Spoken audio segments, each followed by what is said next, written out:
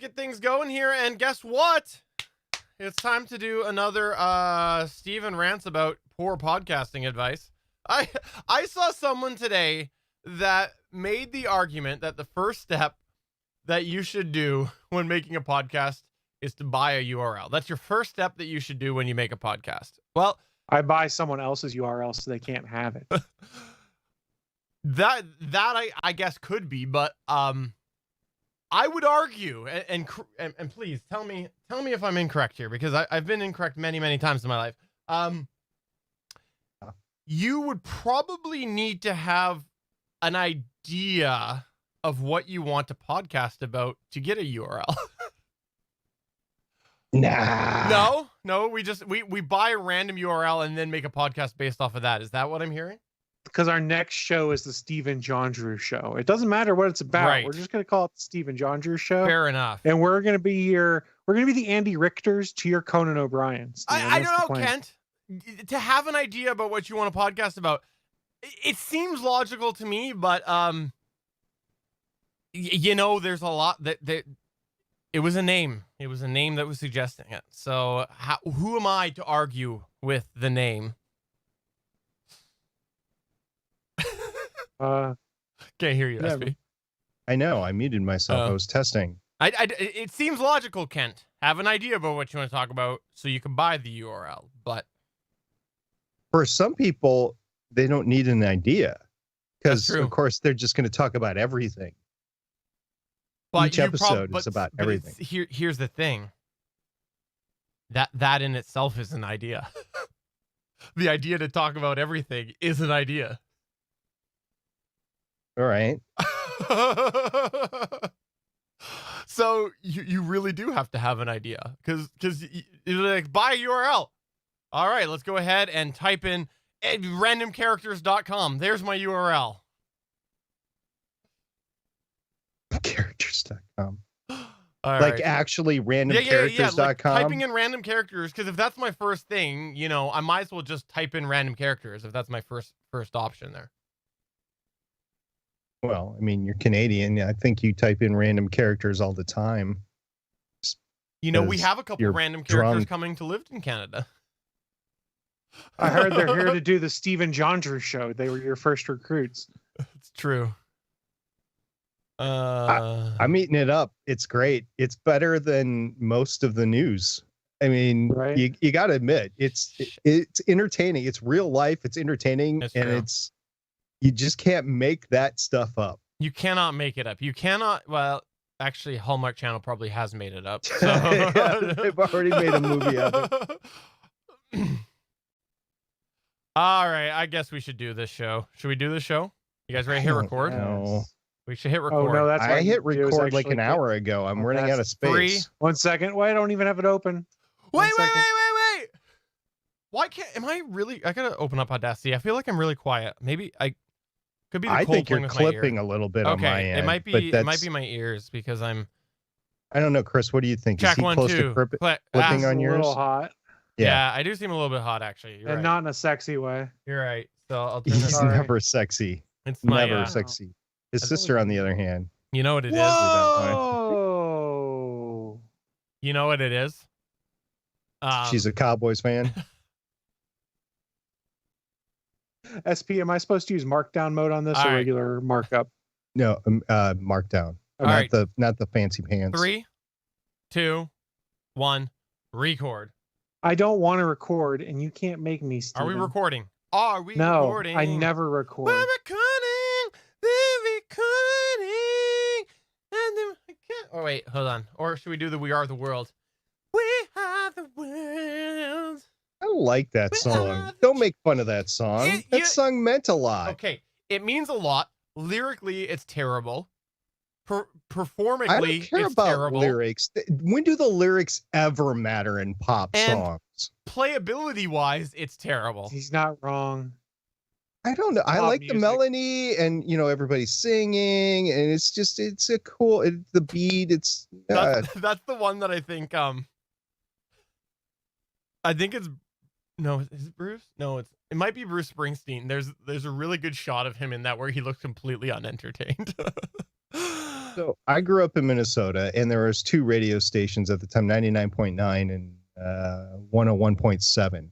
And I think 99.9 was the one that I listened to more than 101.7. So I'm in the Twin Cities, and I don't know if I'm in middle school or high school. I can't remember. When did We Are the World come out? Do you remember the date? It was not Bruce Springsteen, by the way.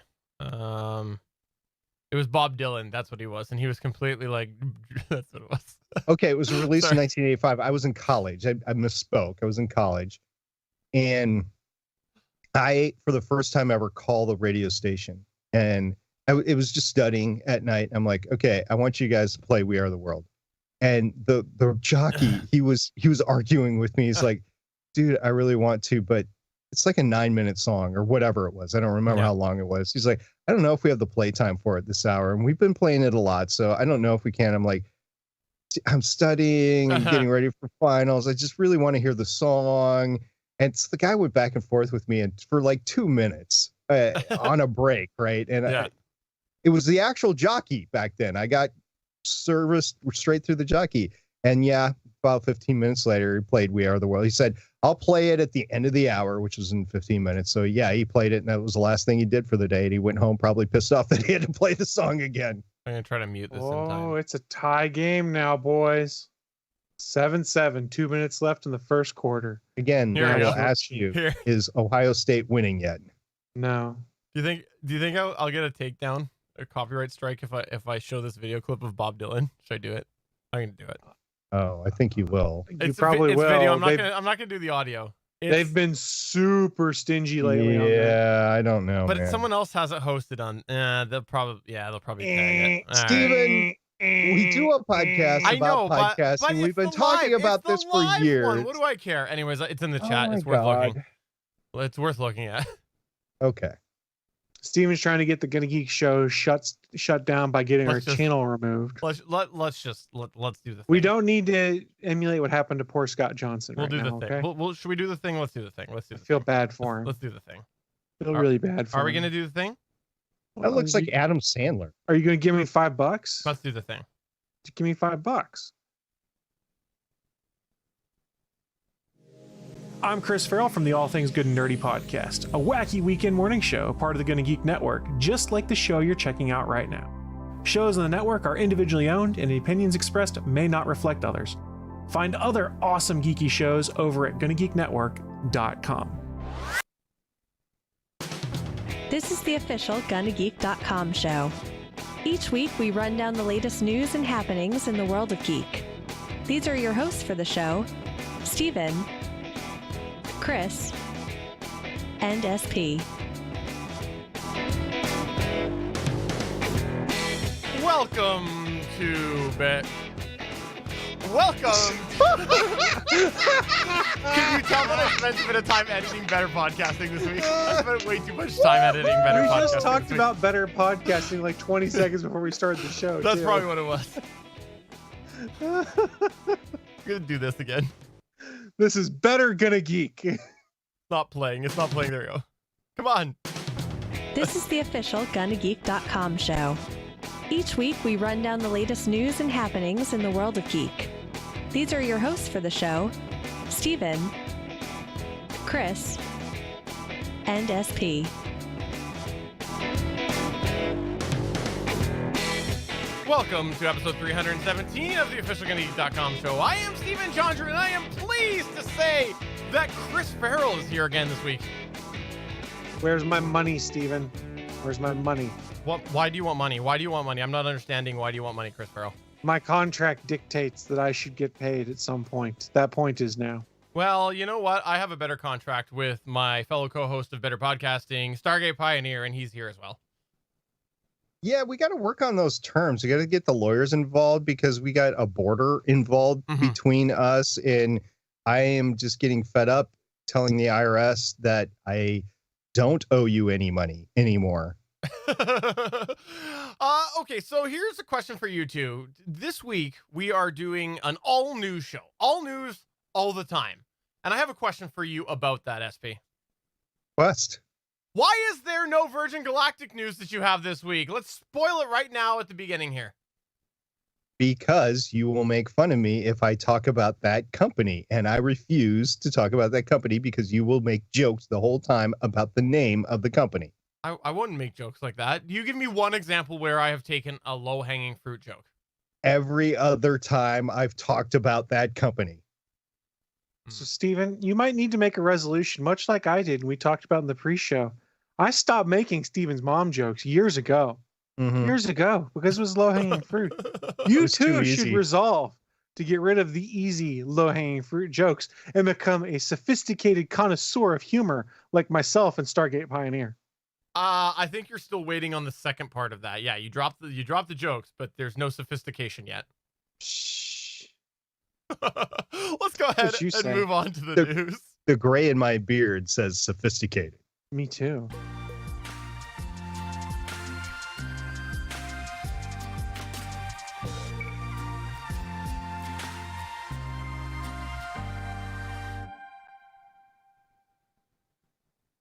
This is a really weird news article that I wanted to kick us all off on because it's a little surprising to me, and it's about the company Philips. Now, you might know them as Philips Hue or Philips random generic products that are rebranded as a whole bunch of different things, or Philips shavers, any of these things.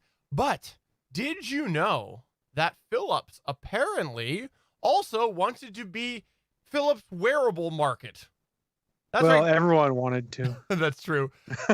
Philips is accusing both Fitbit and Garmin of stealing proprietary technology, and they are issuing a lawsuit as such. The U.S. International Trade Commission announced on Friday that it is investigating specific, quote, wearable monitoring devices, systems, and components, end quote, in light of this recent complaint by Philips' parent company and the North American subsidy. This is interesting because the complaint is alleging that certain companies, listing those two there, have infringed on Philips patents for the wearable market. Now, it doesn't say specifically what that technology is or what it is that they're suing about, but it's really interesting to think about this. The case is based on 4 patents owned by Philips related to smartwatch and fitness tracker functions like motion tracking, alarm reporting, and other things. So that's a little bit more specific than you gave. That's fair enough. I'm glad you read that part of the article. I didn't. But it is still pretty general because like the concept of motion tracking and alarm reporting, that seems pretty generic for a lawsuit. Like, what is alarm reporting? Doesn't matter as long as they're able to put it in a patent or whatnot and be able to try and defend that intellectual property. I guess. It's like when your morning clock alarm goes off or your phone alarm, whatever, your wake up alarm goes off and your wife hits you over the head with a pillow and suffocates you because she's reporting that the alarm is going off and you are not waking up. I thought this was like that time that I had to go to the Gonna Geek HR department. I was ringing the alarm and reporting you, SP. There's been a lot of false accusations against both Chris and myself from the owner. Matter of fact, we have countersued with a hostile work environment suit. You know how you fix that, Steven? You pay me. Mm-hmm. Well, I find it interesting because of the fact that this is Philips of all people who are trying to claim this lawsuit, because I don't think we ever really got a Philips product out of them to do with this. And I never really heard rumblings about anything wearable tech Philips wise. What do you mean? There's a whole screwdriver named after the company. There's those jokes there, those low hanging fruit jokes. That's what that is.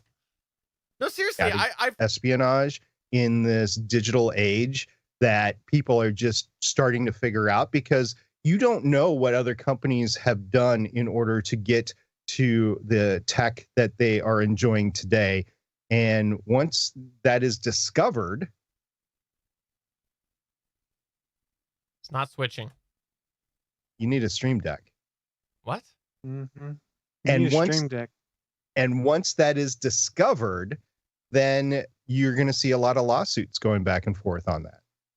Yeah, it is interesting. It's very interesting. And I think you're right. And the other thing that might come to do with it is the fact that Chris Farrell said this 1,000 times, that the wearable tech market is essentially been a failure. And so this is where I think we're going to start to see some of these people try to get back some of the money they've lost, is because of the fact that the wearable tech market didn't take off as people had planned. What do you mean it's been a failure? You've got a lot of wearable tech out there now. Please describe why you think it's been a failure. I'll defer to you, Chris. I said Android Wear has been a failure.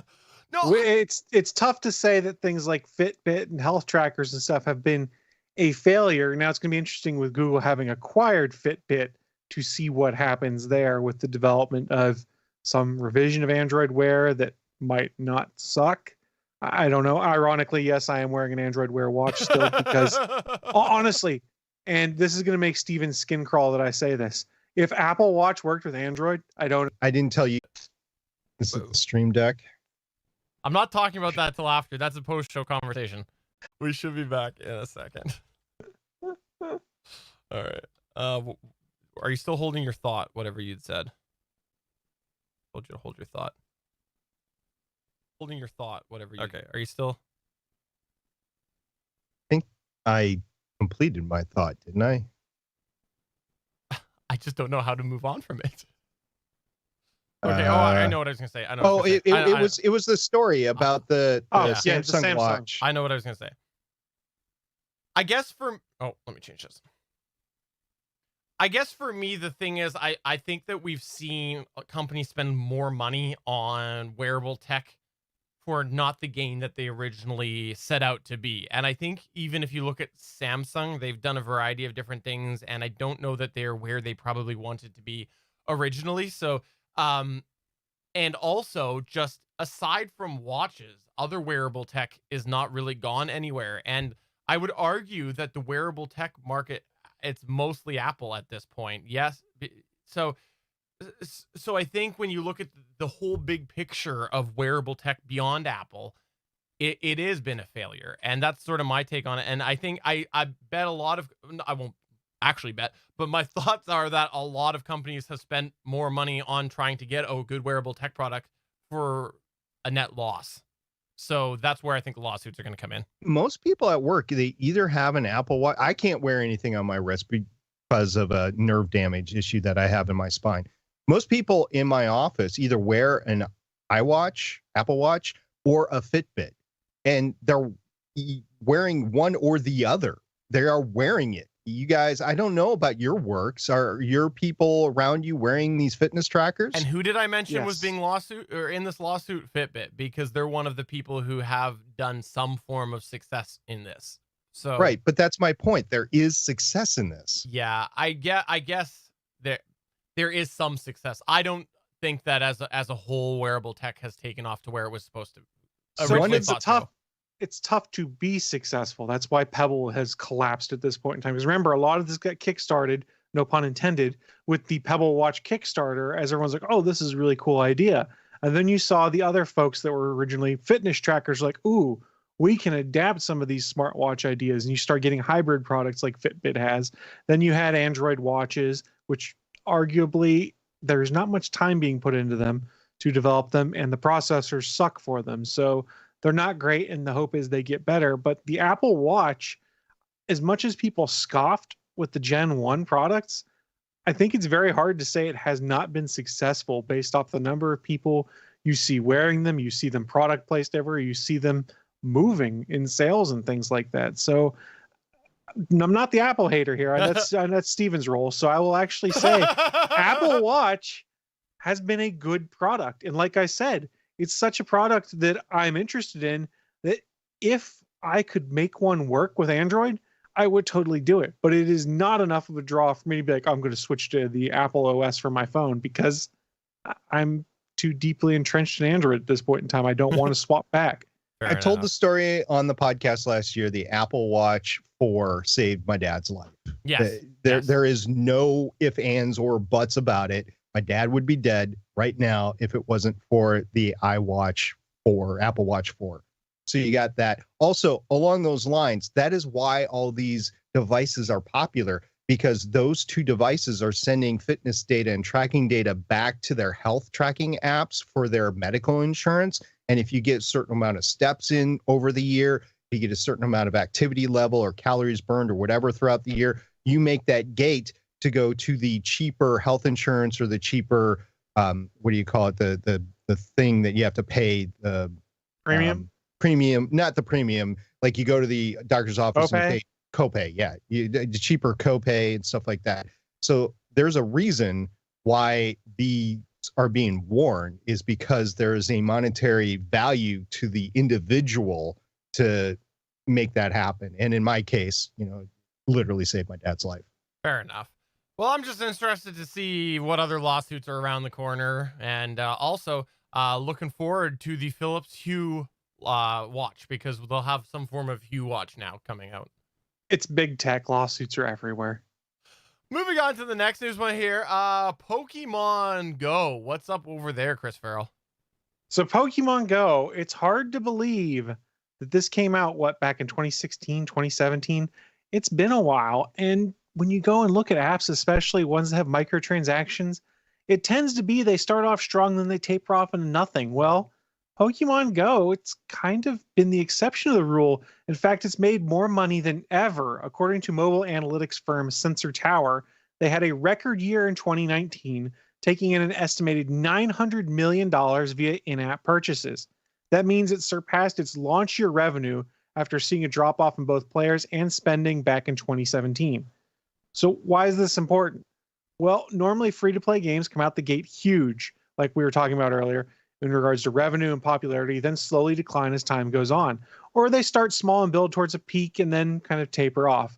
Pokemon Go doesn't follow that trend. It started out in 2016. It was huge. It went viral. It was everywhere. You saw news stories about people raiding together. Brought in $832 million in 2016. Then in 2017, the buzz dropped a little bit.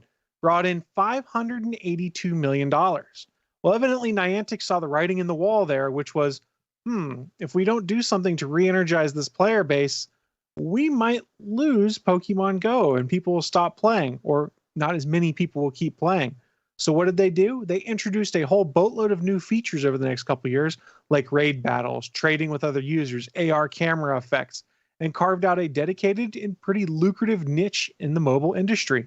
By the end of 2018, in-app purchases had soared again to about $816 million. And then, like we mentioned before, $900 million this year. So they've kind of reversed the curse when it comes to a lot of these augmented reality and in-app purchase games, bringing in a boatload of money. They estimate that Niantic has brought in $3.1 billion to date on Pokemon Go. Now, that does not mean Niantic has all of that money in their bank. They have to give some of it to the Pokemon Company, which is partially owned by Nintendo. And they have also turned that around and started investing in some other augmented reality things. We saw there's a Harry Potter version called Wizards Unite, and they relaunched Ingress as Ingress was the game they started that is pretty much what spawned Pokemon Go and all these things. They relaunched Ingress with a new version. So they are strong into this augmented reality gaming sphere. And I thought it was really interesting to see how Pokemon Go has defied the traits. And say what you want about Niantic, and we've been semi-critical on this show before. Suncast was on before and helped talk to us about Pokemon Go Fest and the debacle that was the first attempt at it. It seems like they must be doing something right, or we're all just really brainwashed, want to keep playing the game if they had a record year 3 years after the game came out.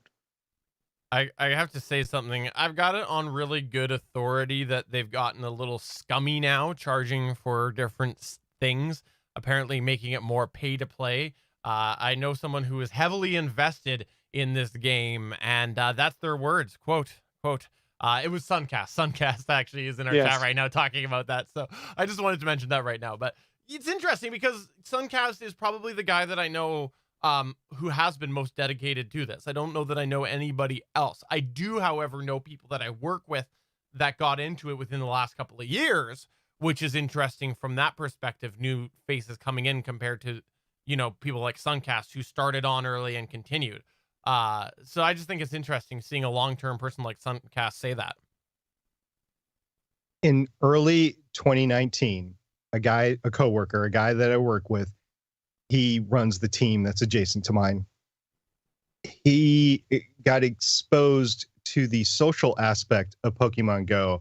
And by that, I mean his soon-to-be ex-wife hooked up with somebody through Pokemon Go and is now living with them. That is the dark side of it. It's That it's a matchmaker. That's what it is. It was the matchmaker feature.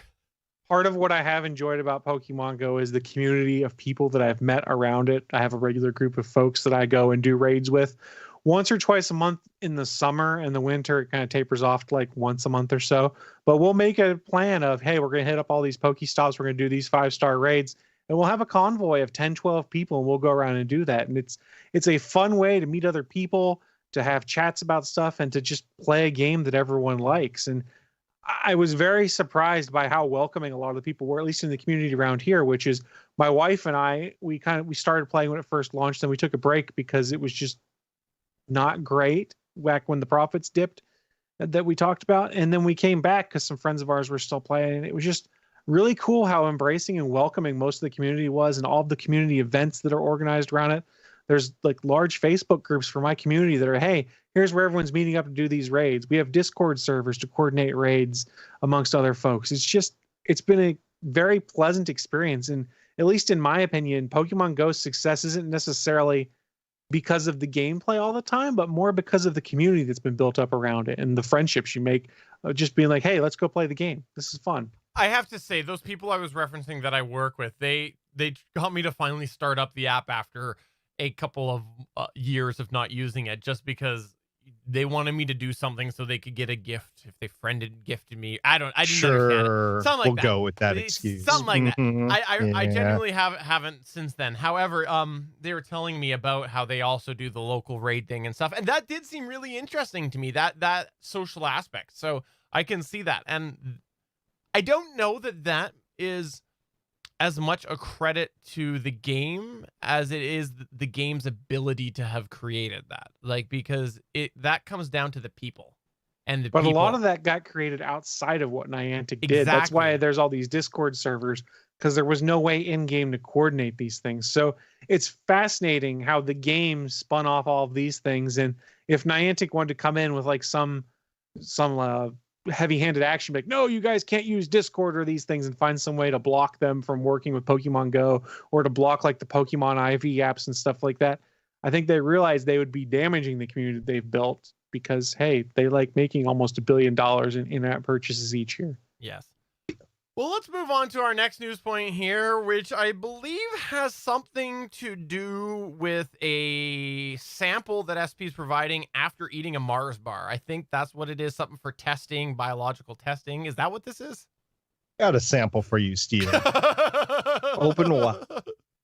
Now, what we're going to talk about today is kind of a mini SP Space Symposium. And we've been talking a lot about planetary exploration missions in the SP Space Symposium recently. This is about a upcoming Mars sample return mission. This is based on an article on space.com by Mike Wall.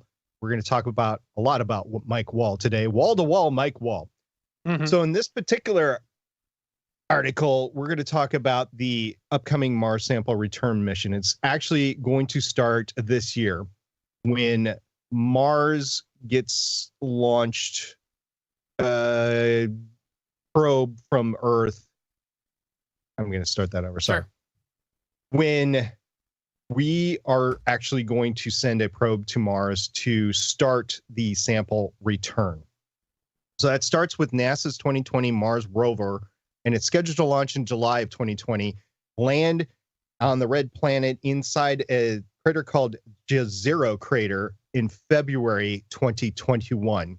And in that crater, Mars 2020 rover will collect and cache promising samples from the Jezero crater, which was a lake and a river billions of years ago. It was actually a river delta. So you're going to have a lot of murky ground that you think of the Mississippi Delta River or the Nile Delta River. There's just a lot of sediment that collects there, and a lot of capability to encase life for the long term. Now, the samples are meant for an eventual return to Earth, where scientists in well-equipped labs, and we'll talk about that in a second, around the world can scrutinize them in exacting detail for any evidence of Martian organisms. The current plan, which is not yet official, but it does envision 2 key launches in 2026. And that is the ESA's, or the European Space Agency's, Earth Return Orbiter, now we'll call it ERO, and NASA's Sample Retrieval Lander, called SRL. Here's the detailed plan here. Stay with me. This is going to be a little walk, but we'll eventually get there. So a little ERO, walk? I really don't feel like walking very far. So it is a little walk? it He is does- a little walk. He doesn't have his fitness tracker on because he's afraid of Phillips suing him. Get your phone out and do your Pokemon Go app, Okay. and you can do some Pokestops along the way. Perfect. Okay, let's go for this walk then. Okay. So ERO, or the Earth Return Orbiter, will make its way to Mars orbit, where SRL, or the Sample Retrieval Lander, will drop a stationary lander. The ESA provided Sample Fetch Rover, or SFR, there's a lot of acronyms here, and a small rocket called the Mars Ascent Vehicle, or MAV. Those of you who are Martian fans know what the MAV is, near the Mars 2020 landing site. The SFR will pick up the cached Mars 2020 samples, which will be encased in sealed tubes, like vacuum tubes, and haul them back to the MAV. The MAV will then launch into Mars orbit, where it will deploy the container, which has the tubes of the samples. The ERO will then pluck this precious cargo out of the void, just like Iron Man thing in The Martian, and haul it back towards the Earth, and it will jettison the container once it is in the crosshairs of our planet. The samples will then land on Earth somewhere in the 2031 time frame, if all goes according to this preliminary plan. That's 11 years from now. So we got to wait 11 years for these samples to come back from Mars. You guys gonna wait that long? I've been waiting that long for wearable tech to become successful. So yeah. I think wearable tech will be successful by 2031. Just a guess there. I don't think it's been in the works for 11 years really either. How dare you take my joke and destroy it? I will wait for anything, SP, you tell me to wait for.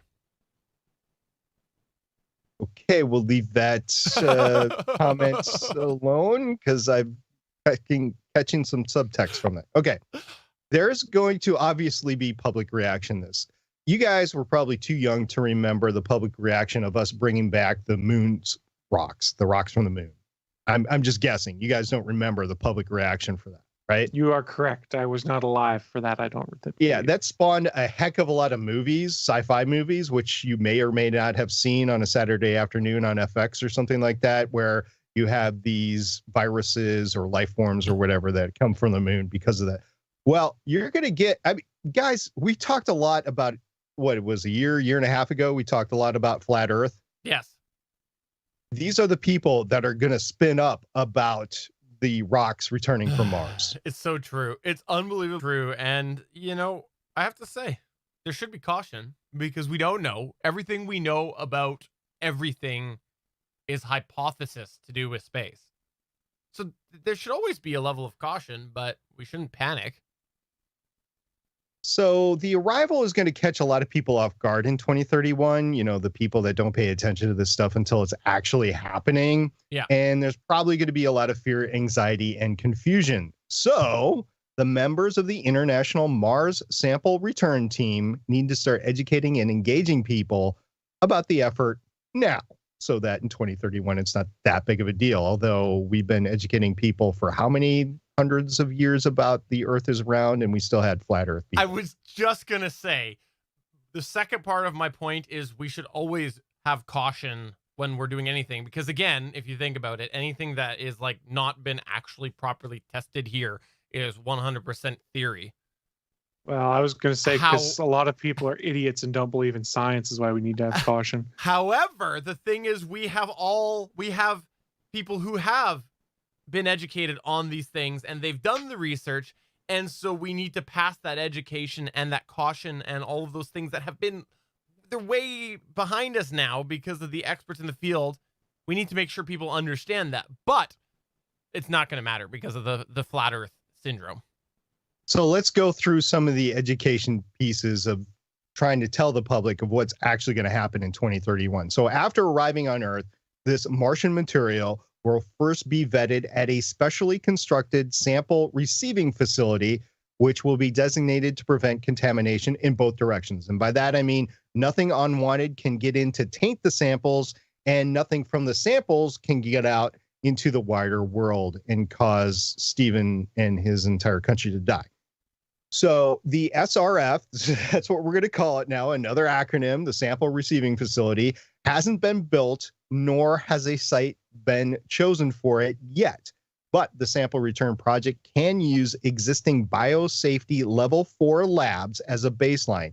And for those of you in the know, biosafety level 4 labs are the most secure labs on the planet. These are the ones that keep nasty viruses such as Ebola from spilling out and contaminating the world. Also, as part of the communication package, they need to get out the benefits of the return mission. It's really important to state the scientific bounty that is going to come and represented by the return of the Martian material. Most importantly, perhaps we'll find out whether Earth life is alone in the universe or if life is existed in other planets other than Earth, like on Mars. So what I'm afraid of is they're going to find that rock that Suncast found and wrote Suncast was here on Mars with the secret Mars base. And is that going to let the cat out of the bag about NASA, or are they just going to think there's an alien named Suncast that knows and writes English on Mars? I'll go for the Suncast is an alien theory because, well, we've been postulating that for years now anyway. Suncast, please feel free to confirm or deny in the chat room. I have to say, by the way, that I think what we just learned is Esprit is pro murdering extraterrestrial life. I think that's what he just said. What? And the reason why that is because we're just talking about properly communicating scientific fact here, and you're saying that I'm pro against or pro you are for because killing. You talked about all of the containment things in such a positive manner, and what happens when we bring back that life that we don't realize is life, and we shove it in that container and we murder it by accident because it's in the container in the storage thing. It can't live, it can't eat. You just said that you're willing to kill the extraterrestrial life. That's what you said. As long as it's got a Canadian flag on the tube that kills the alien life, I think we're all okay. Yes, this is how we get Venom. Thank you very much for educating us on this. Because all kidding aside, I love the theory of this sort of stuff. This sort of stuff I can read for hours and hours and hours because it is such an interesting concept to think about the fact that we don't know. We have good reason to believe, but it is all theory, and so we have to take these precautions. It could be that we're bringing back something that is zero harmful. There's more harm when you go out to your patio, right? But we have to take such crazy precautions, and I just love it. I love it. This precaution doesn't necessarily pertain to extraterrestrial life. This precaution also is being taken on Earth. On both of the poles, when we're drilling into the ice cores and we're going deeper and deeper and deeper, we don't know what kind of microbes that we're bringing back because of that. So we're trying to contain all of that. And it's one of the reasons why we haven't drilled into the lakes that are underneath the ice caps on both poles either, is because we don't want to contaminate them with the drill bit as it's going down. Look, I saw Star Trek Enterprise. That's how we get the Borg out. But I also know that, again, SP's lying about this because he's told me that when you do drill below that, it's some awesome ice fishing. He's told me that. Oh, in Minnesota, we're all about the awesome ice fishing. So, yeah. Let's get them walleye. Yeah. Let you know. All right. Before SP does a bunch of really quick space news roundup, you had some Apple discussion, Chris. You're trying to rebrand in 2020. You're like, I'm going to get myself back to an iPhone. I'm going to talk all positive about Apple all the time. And I'm just going to be the Apple guy on this show. That's this what is an Android phone and an Android watch. Now, I did buy a new iPad last weekend, but that doesn't mean I'm the Apple guy. He bought an iPad. That's so cool. I've had an iPad for like 6 years. You failed at this resolution then, Chris. It was the iPad for you or for your wife? It was for me. Oh, he's admitting it. It's for him. I've always talked about that I like my iPad. It's my preferred tablet of choice because Android tablets are terrible. Just terrible. What's your news, Chris? So it's interesting. We've talked about it a little bit on this show before about trading in of phone hardware and things like that and prices. And it used to be that one of the better deals out there versus selling it for yourself was Apple has a trade-in program if you're buying new phones through them. And we've seen more and more rumors of the iPhone 12 coming out. And right as those rumors started picking up steam and people started going, ooh, maybe I'm ready to upgrade, a bunch of eagle-eyed viewers, who frequent the Mac Rumors forums, discovered that with no warning, which they're allowed to do, Apple has quietly slashed trade-in values across its entire iPhone range. So what does that mean? Well, if you have an iPhone XS Max, you could get up to $500 trade-in credit now. It was $600 before. XS up to $420, was $500 before. It seems like they've knocked anywhere from $60 to $100 across the board off on all their phones, all the way down to the iPhone 6S, where for now you could trade it in for $80 when previously they would have given you $100. So why is this a big deal? It's not necessarily a big deal. It's more a situational awareness thing for folks, because in today's world, especially if you're a tech enthusiast, you get that itch and you're like, oh man, I really need that new phone.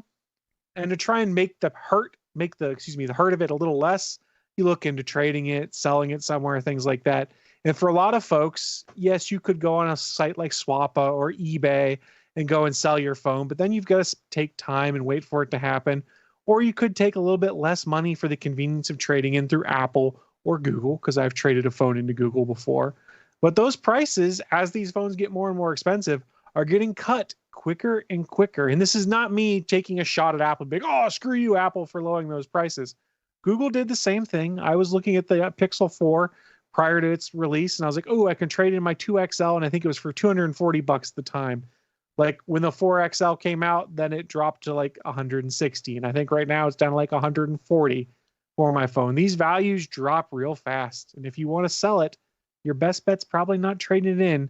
It's going through the secondary market and trying to work a deal through Craigslist, Swappa, eBay, Facebook Marketplace, something like that, where you might get something a little closer to what you paid.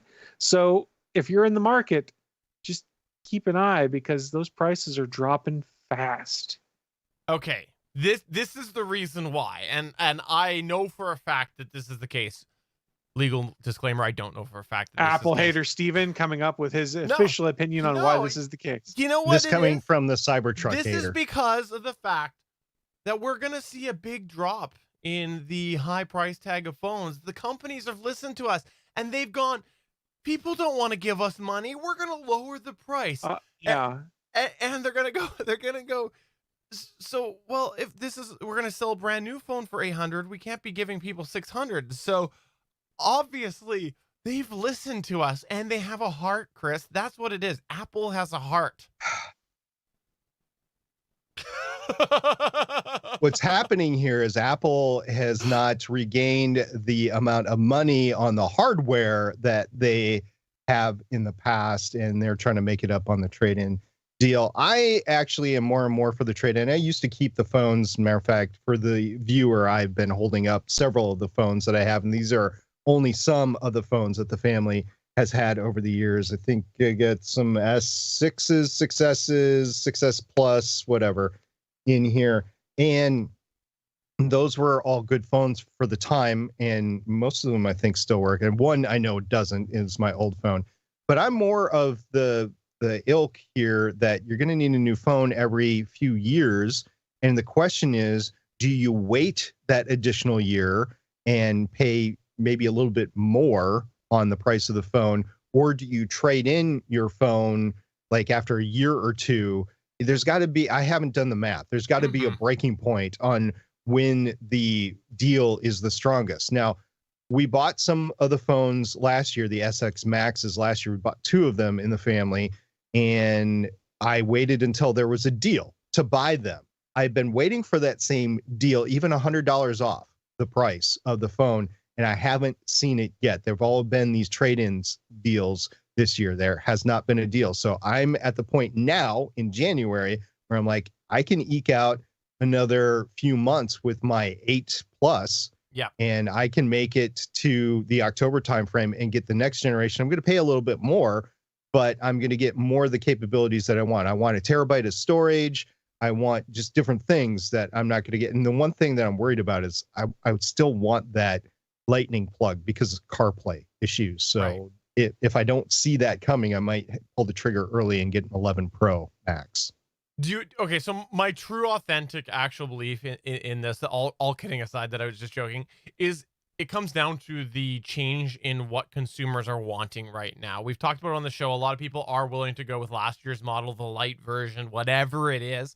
And when you're doing a big mass trade-in thing, it banks on volume and it banks on people trading in the right phones where the averages even out. And so some people might be trading in last year's phone and they're getting a good deal on that.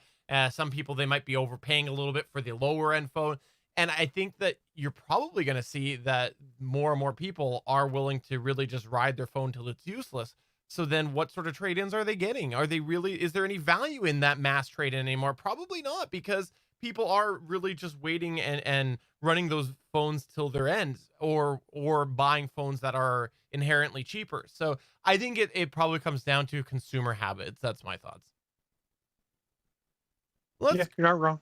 Let's go back to the space news here before I give the last news point. And you had a couple of things you wanted to quickly touch on, SP, right?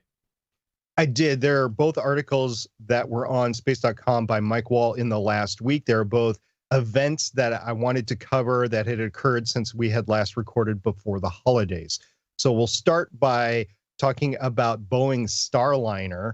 This is an article that was on space.com by Mike Wall. It was titled NASA Mulls Next Steps for Boeing's Starliner Astronaut Taxi After Shortened Test Flight. We didn't get a chance to talk about the shortened test flight, but now we're going to go into it a little bit. So on December 20th, 2019, Starliner launched on an uncrewed mission called the Orbital Test Flight, or OFT. We talked about that before, which was designed to demonstrate the capsule's ability to fly NASA's astronauts to and from the International Space Station.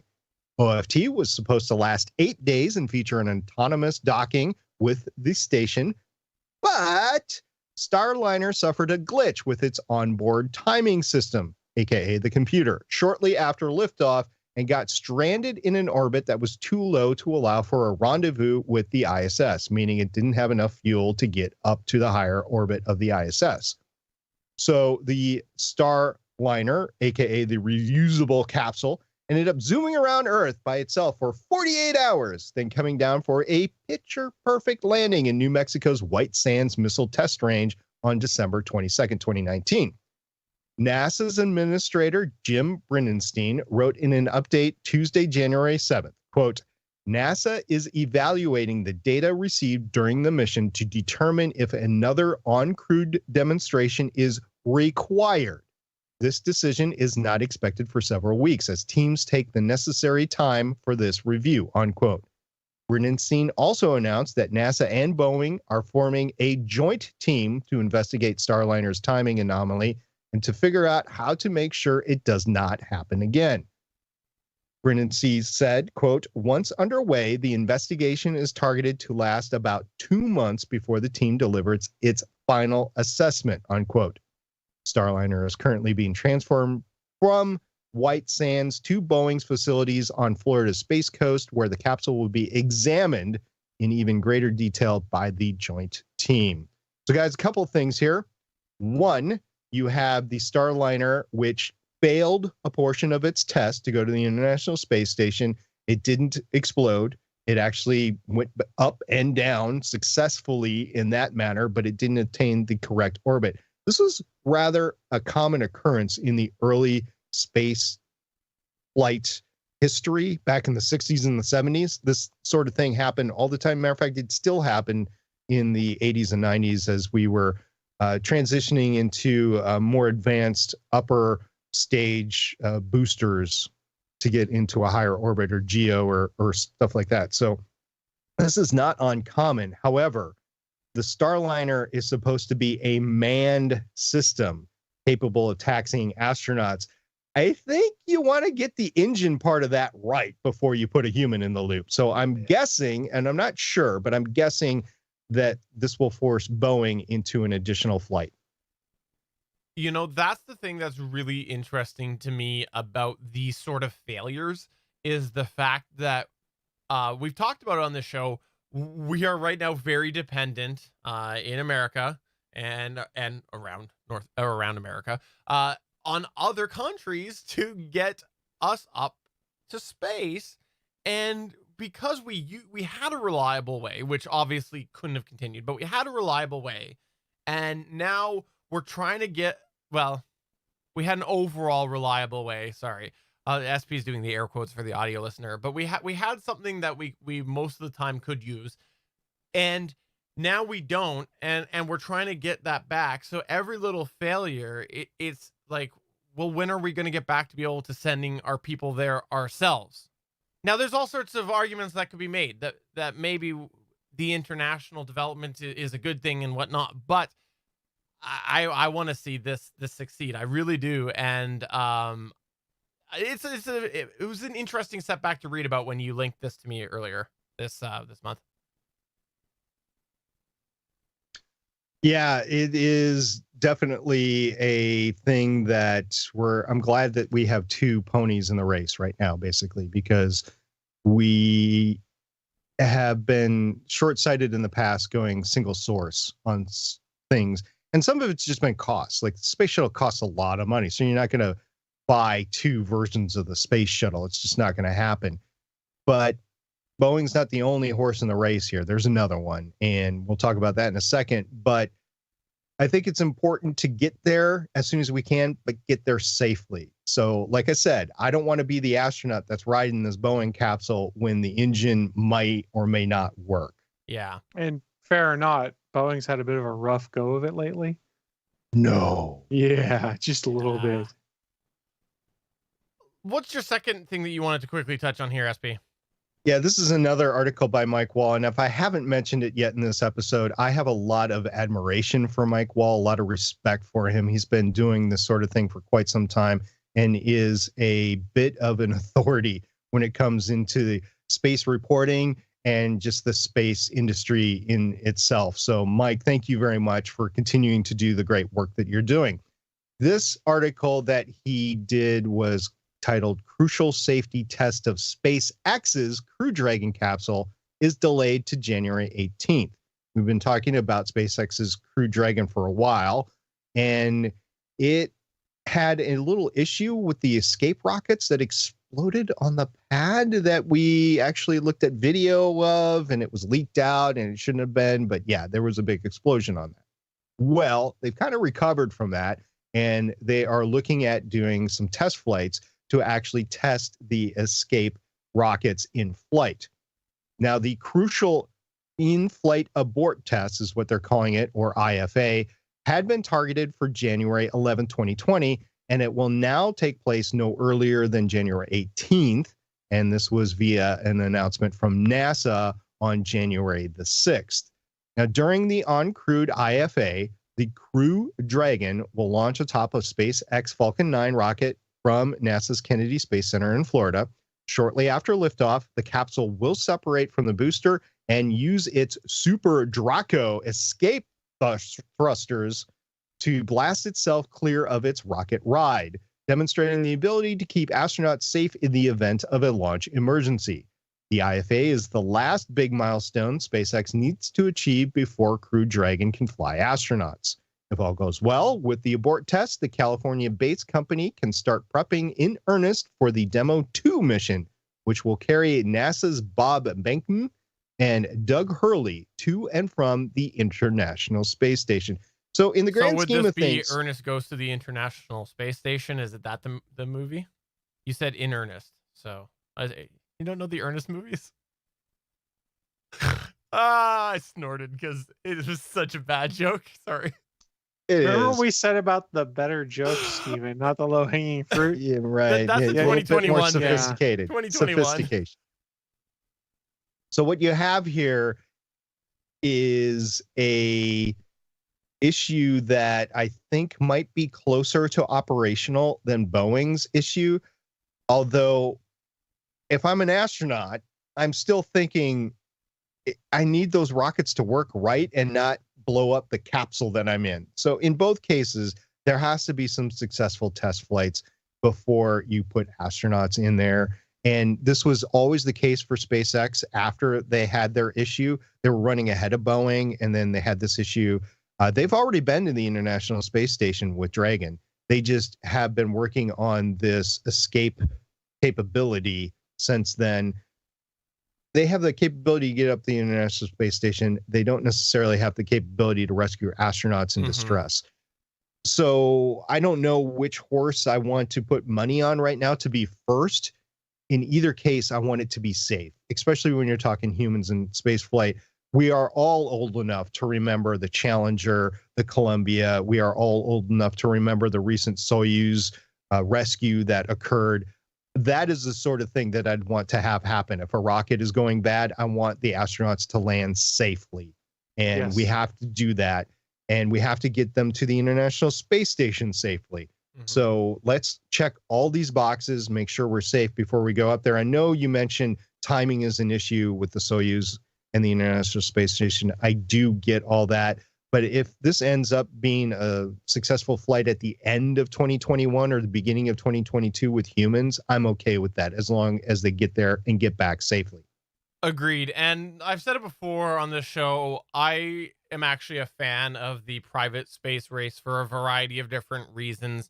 Largely when you look at sort of how things were able to go stagnant with progress for so many years when it wasn't being done that way. I think it's a good thing, but the big thing that I really, really hope that we get out of these things is the space race. The modern space race encourages people to learn from these mistakes in a safe manner and not push timeline ahead of safety. That's the only thing that I am always very cautious about with stuff like this. And the last news point that we've got to talk about here is one that I know Mr. Pioneer wanted to talk about.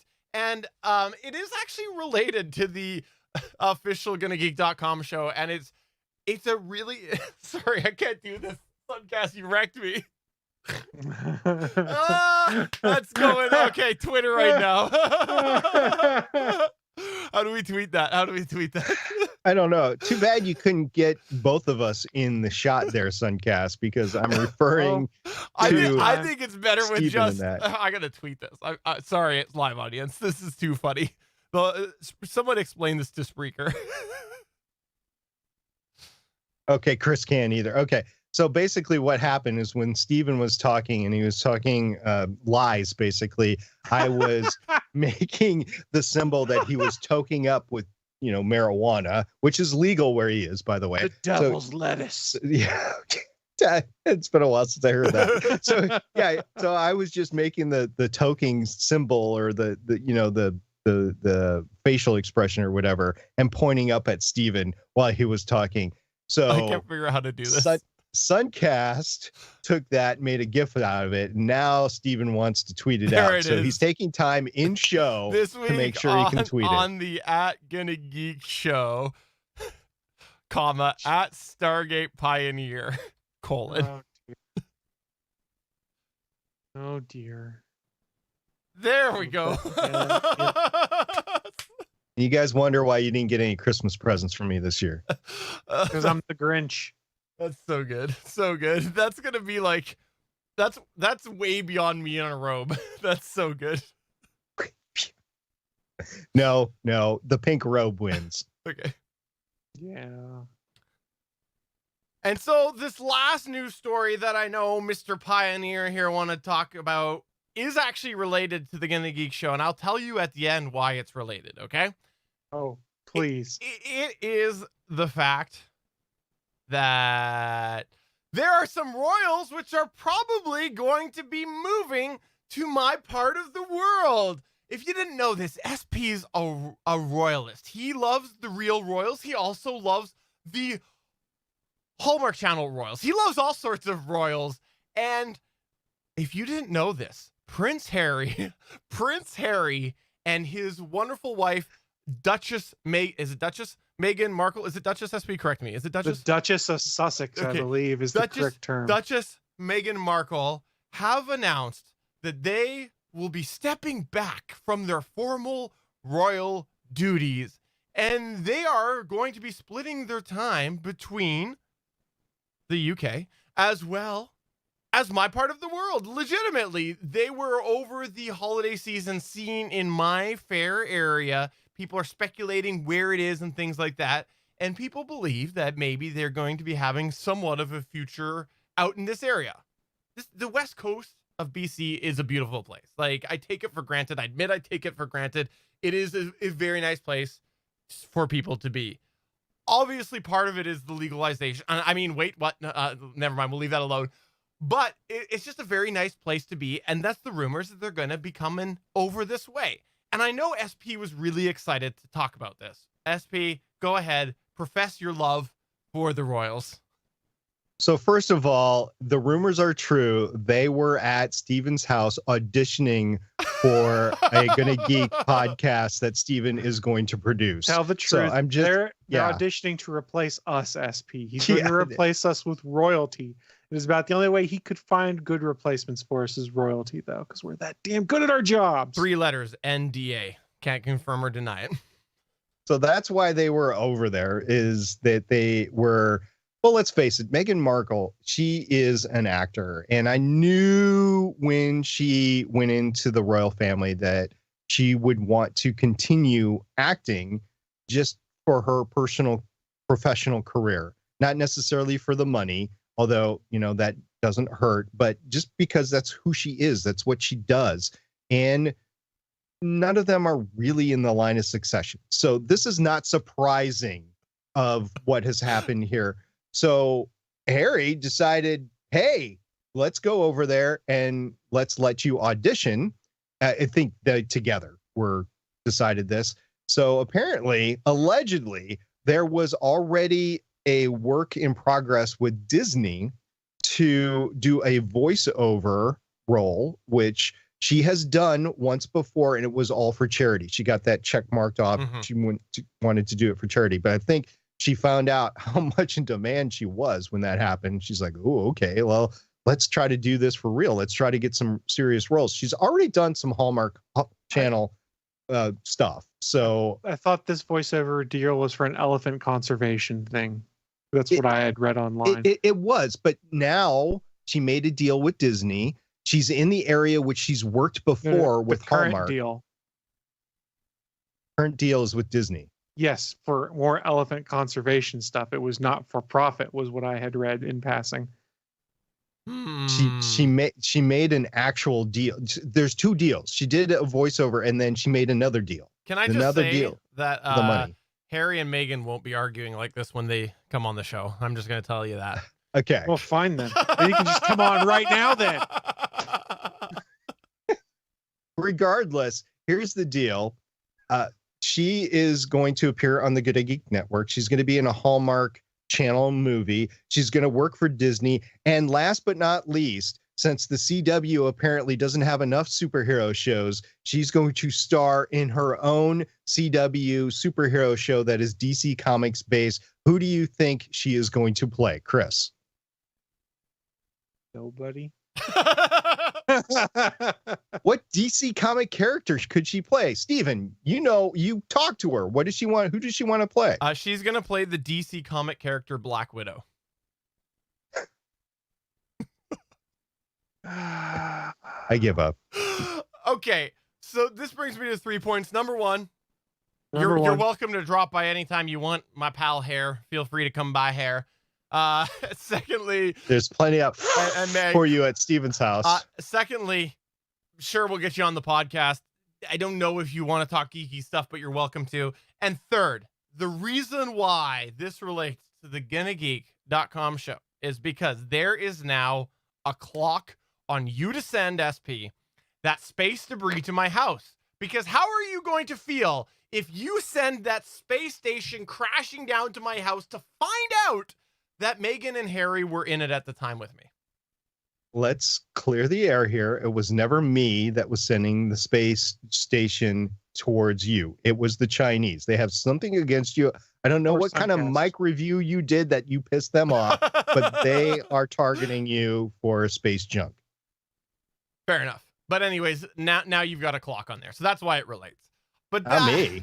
I had to mention it because we've had a little offline chat about this, and it's just kind of funny. It's kind of funny of all the places in the world that it looks like they might be coming to. Before we go, for the post audience, there's a little thing that I think we're going to acknowledge, and maybe we'll have a future conversation about. But during this show, there was a little bit of a moment that if you listen past the credit, you'll hear it in the post show. The little edit point will be there. You can see the way it all unfolded. There was a little thing that came up, and there was an error. And during this error moment, which was removed from this past part of the show, SP made a comment. I think it was SP made a comment about I needing to own what, SP? What did you say? A Stream Deck. You said I needed to own a Stream Deck. To which you can see, again, post-show, see the reactions. You can see that I held up what, Chris Farrell?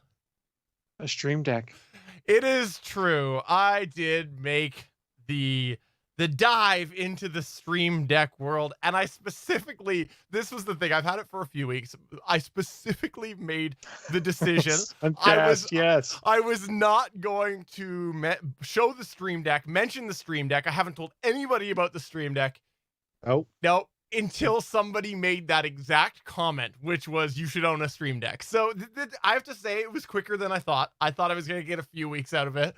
But I do own a Stream Deck, and I will talk about it more in the future. I'm probably going to talk about it on Better Podcasting as well, because I am very, very happy to eat crow right now and say Chris, SP, and Suncast were entirely right. I should have owned one sooner. The software, I didn't know the software functionality of it. And I'm talking about the stuff outside of OBS, outside of XSplit. I am talking about the way that it can couple playing audio with then doing a scene transition. It has solved several problems that I had trying to do two actions at once. And I am very happy to eat crow. And again, I haven't decided for sure. I might have a very bold statement to make on Better Podcasting about it for hobby podcasters. So we will see where that leads. I got a little bit more to try. I've only had this show twice, one Better Podcasting to really give it a good spin. But yeah, I was wrong. They were right. Go ahead, take that right now and write down the time code. Someone pull that video clip out. I need that as my voice. I've got the audio recorded. This is good. I need a ringtone that is Steven saying he was right and I was. Excuse me, he was wrong and I was right. You were right. I'm so aghast and just enjoying this feeling. I can't get my words out right now. Oh my God. How many years has it been that we've been like, Steven, just buy a Stream Deck? No, I'm going to keep using these hotkey macros on my laptop, on my keyboard. Steven, just get a Stream Deck. It's going to be a lot easier. And we were right. Which, by the way, I do want to talk about sweet vindication. I do want to talk about it in the future because unless I'm doing something wrong, and again, more research, this is really just off the cuff because this happened live on the show. There is a really weird way that it's interacting that I think is a shortcoming of it as far as programming hotkeys go, but we'll leave it at that. Also, last week, if you watched the live show, there was a couple of weird technical things that happened. That was because I forgot to put some things on the Stream Deck and I had to go and look them up at the time. In there. So on that note, let's go ahead and play this for episode number 317 of the official GonnaGeek.com show. I'm Stephen John Drew saying, yep, got a Stream Deck. I was wrong. They were right. I'm Chris Farrell, and I too love my Stream Deck. And I'm SP saying if there's anything you want us to talk about CES 2020, let us know. We'll talk about it in the future couple of weeks. See you guys next time. Bye. Bye. Oh, and Suncast really does deserve credit on this as well. He was pushing me hard too. Bye.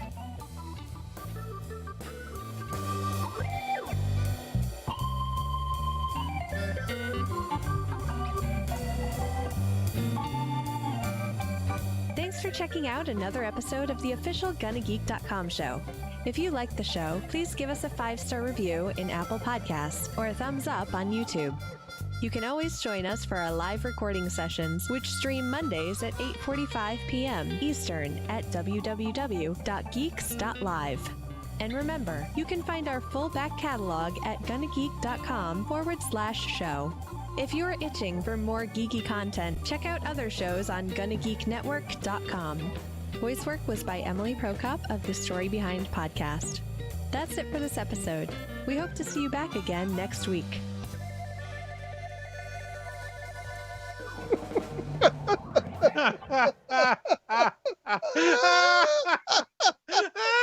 Well played, Did he update it? Sudcast. Did he Well update played. it? Well played. Nicely done. That's just that's visual proof that we have been pushing Steven Okay. towards this stream deck I for a gotta long go. time. I do have to go. However, do you know, Chris? This is the question I wanted to ask you. Do you know? Is there a way? And I don't know what you call them, if you call them plugins or add-on, that you can actually make it recognized as a keyboard or a keyboard-ish, an input function, a controller function? Because what I need to do is to get to some of the more advanced things, I need to be able to set a macro, like for hiding the titles bar. And So you things need like that. macros for Stream Deck, yes. No, that's not what it is. No, so in XSplit, to do the individual certain functions that I need to do here, there is requiring a keyboard input because the XSplit plugin doesn't have a hook for this specific function of XSplit. Yes. So it needs a keyboard function. So is there a unique controller input, or do I have to just tie it to like the letter I and then, you know, do that sort of thing? Do I have to do the Looking janky right I now. or the control S or the control F8 or whatever? I don't know. Okay. Well, I'm curious if you know that, if you come across that, because the way I had to do it was the same way I did my macro keyboard with all of those commands was I just did it so it was something stupid like Control Shift F4 or something that you would never, no, Control Shift I, something you would never ever do, or Control Shift 8. And so that's what I've done, is I've just tied it to do the Control Shift 8. But I would rather if XSplit can recognize that as Stream Deck key 1 or Stream Deck key 2 or whatever, right? You know? I don't think it can do that Okay. because you're programming each key. And that's what I With an didn't know, action. because like I was relating it to like a MIDI controller, where a MIDI controller sends its own unique value. And so software, like if you're using a MIDI controller, software that uses MIDI controllers, it recognizes that as its own unique input. And that's what I didn't know if Stream Deck did. Right. So I'm looking to see there's other tools you can do. Well, there's actually an advanced OBS tools thing I might need to look at, but that's neither here nor there. There is a super macro, simulates both keyboard and mouse, allows you to choose delay between key presses, supports actions like Control Alt F1 or even Shift Home, Control C, things like that. So you could use the super macro tool that's on there. No, you can't see. There we go. If you just go to the more actions, you can get super macro. That seems to be the Okay. closest as I glance. Yeah. There's an IFT plugin. That's interesting. Oh, that is. Yeah, I think I Easily saw it. integrate Elgato Stream Deck in your IFT setup and control smart home devices. So the So you could theoretically put macros for your lights. so the multi-action, that I'm using that as well for the intros where like it starts. So that's the thing that was absolutely incredible, because Mhm. now I'm just routing it through the default Windows input. So with the intro now, I used to, because of the way the audio overlays multiple scenes, I used to originally do it through an iPad, because then it was a single audio source and could go over multiple scenes. So now I'm just doing it where through the Stream Deck software, it's playing the audio and then immediately switching to the intro video. And so the sync Right. is almost nearly perfect. And Interesting. yeah, it's just, I didn't realize the other stuff, the software side of what exactly it could do, as far as beyond the XSplit functions. Oh yeah, I found the GitHub repository for the super macro tool. Cool. Yep, Also, loader. hold on. Let me see if I can do this. Hold on. I'll show you here. My favorite SP you can see. Here we go. There. Can you see that? Okay. There we go. Okay. So this is my so you can see the pictures that I got here for all of this, right? Mm-hmm. Let's go ahead and look at the picture I chose for SP. for better podcasting. That's the one for your key SP. You can put animated GIFs as buttons, right? And Suncash just made you a nice toke up GIF. I did not know you could do GIFs. Yeah, you can do GIFs as buttons. Oh, that's incredible. Actually the GIF, you know what the GIF should be? The GIF He could also do the one of SP being like, no. It should be a That would GIF. also work. It should be a GIF when you're on the scene. Because you know how you have two different ones where you have your Well, you can probably do that because you can Yeah. set a different image for a button pressed or depressed. Exactly. So I think that would be fantastic. But anyways, thank you very much for mentioning that because I was having troubles keeping that in. I'll text you guys after the show more about that. But I kept it a secret. Box right here. Kept it a secret. All right. Well, thanks, guys. Have yourself a wonderful rest. Yeah, that's a good point, Suncast. I should ask them about that. Have yourself a good rest of your night. Come back on Wednesday for better podcasting. Bye. Toodaloo, yes, son.